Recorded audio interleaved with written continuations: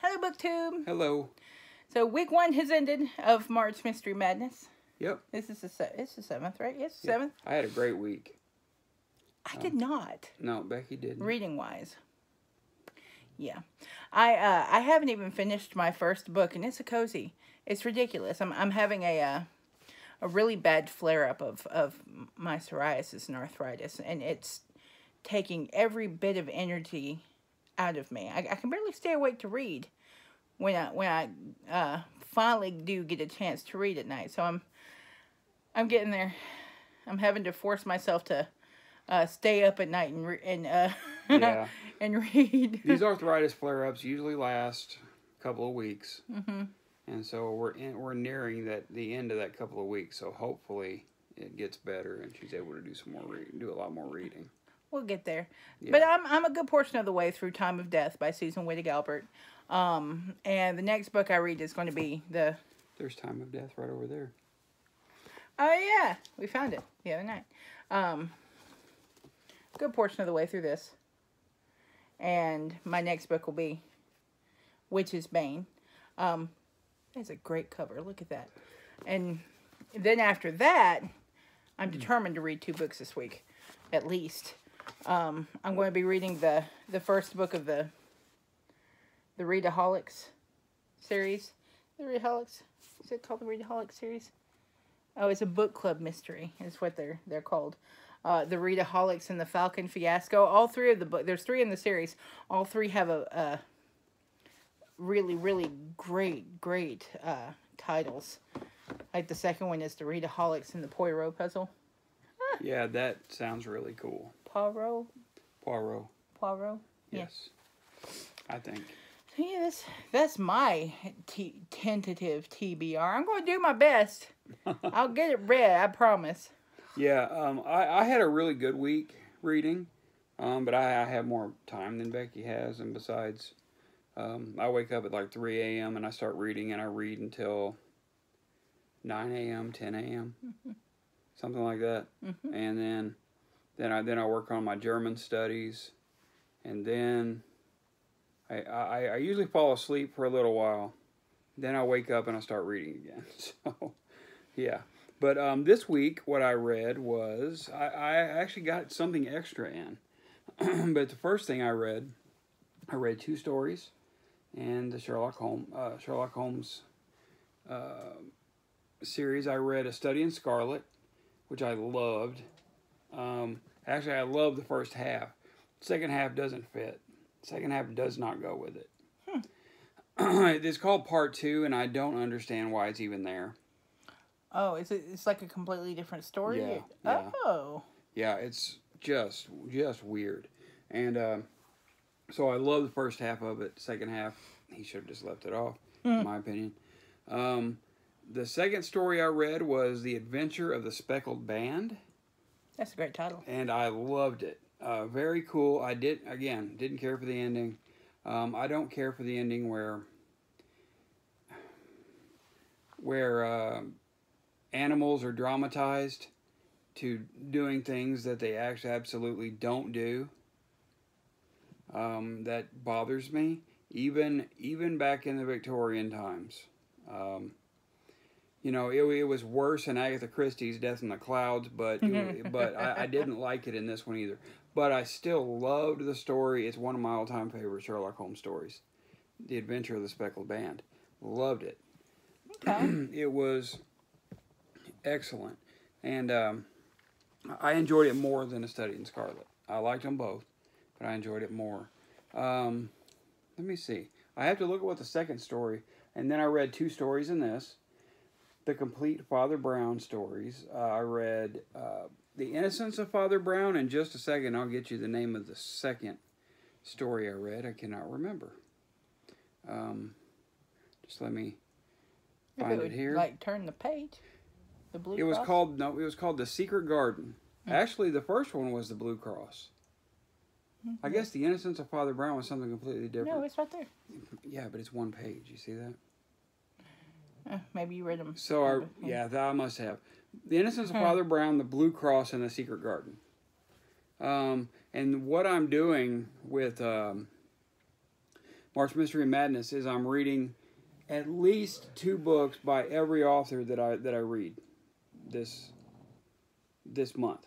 Okay. And I'm reading at least 4 Sherlock Holmes stories total, probably more, because I would like to read Hound of the Baskervilles. I haven't read that since I was a kid. I like that story. Yeah, it's a good story. Mm-hmm. And I don't enjoy them as much as I do the Sherlock Holmes stories, but these are great. Mm-hmm. And they have such a sense of humor and a sense of charm about them that you would love. I need to read the stories. I really do, because I love the show.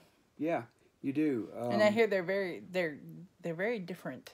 Yeah, that's what Janelle was saying the other day, that the show and the stories are different. But these are going to end up being some of my favorite mystery stories, I think. They are a blast. They are a lot of fun. And then I got something extra in. Oh, let me get it up on my tablet here. I finished it today. Actually, I started it and finished it today. It was this right here. It's called Lost Hills by Lee Goldberg. It's the first in a series about a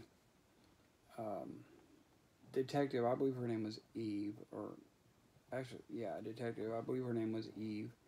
And the story starts with the police are called to a house because these people are missing. And they go into the house and they start seeing there is blood everywhere. Like, absolutely everywhere. But they can't find the bodies. They have no idea where the bodies are, anything like this. And it's about them searching for the killer. Trying to... But they know some people have been killed. And very good. I was surprised at how much I liked this. It had a stand-up and cheer ending. Very, very good. Highly recommended. I'm going to read that one. Yeah, I think you should. I think it's going to be... Yeah, I'm a sucker for a stand-up and cheer ending. So sorry it's taken me so long to do this, but Becky didn't have a lot to discuss, so I'm going to... Because I suck. No, you've had a rough week. So this week I'm going to read 2 more stories in the complete Sherlock Holmes Volume 1. I'm going to stick to Volume 1 this week. I've got Volume 2, but I'm going to read The Red-Headed League, which is one I've never read. Then I'm just going to go straight to the next story, which is, I cannot remember which one it was. I think The Red-Headed League is with Moriarty. It is a Moriarty story. Okay. So, really excited about that. It may be the first Moriarty story, I'm not sure. And then A Case of Identity, which is right there. Yeah. That's a clever title. Yeah. A Case of Identity. He has a lot of, I'd say most of his stories start with the adventure of, he's got a case of, a study, that kind of thing. Like I said, I'm greatly enjoying these. So, good. But next I will be reading, and then after that, I'm going to be reading The Man in the Brown Suit by Agatha Christie. This has been recommended to me a couple of times for March Mystery Madness, and so I look forward to this one. This is one of the. Is this? I'm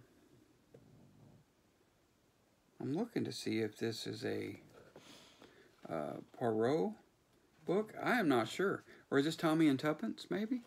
I think this may be Tommy and Tuppence. But I cannot remember. It doesn't say on the back. But I'm reading that. And I've got a story picked out in here of Agatha Christie as well.